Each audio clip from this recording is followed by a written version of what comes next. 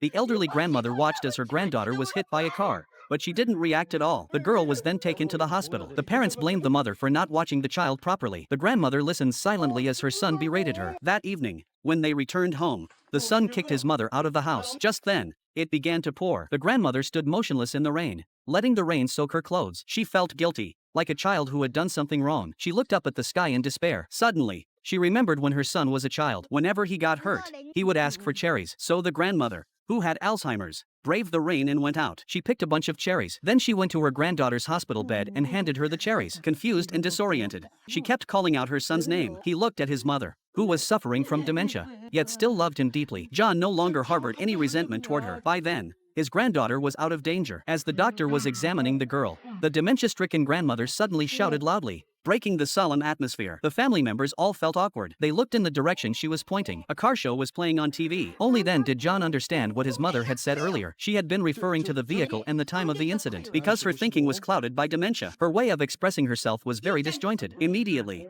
John took his mother to the auto repair shop to look up information on that car. Just as Grandma stepped outside with the documents, she was startled by a truck and fell to the ground. That moment brought back memories of the accident that night. The hit-and-run vehicle had crashed into a trash can. She then led John to the trash can. Sure enough, there was a large impact mark on it. John quickly jotted down 2 simple numbers on a piece of paper. They went to the police station, but found no leads. Back home, his mother, suffering from dementia, kept blaming herself for being useless. She couldn't remember a thing. Suddenly, she remembered. She had picked up a part that had fallen off the hit-and-run vehicle and had even put it in her bag to bring home. She just couldn't remember where she'd put it, so she searched the yard all night long, only to find her favorite candy. When John took a closer look, he discovered it was actually a car part. It turned out Grandma was afraid she might forget, so she had wrapped the candy and the part together. That way, no matter how forgetful she became, she wouldn't forget to bring John something tasty. They then took the part to an abandoned junkyard and compared it to various vehicles, but still found no clues. Back home, John could only pin all his hopes on his mother, praying she would recall more clues. He tried to hypnotize her following the instructions in the video,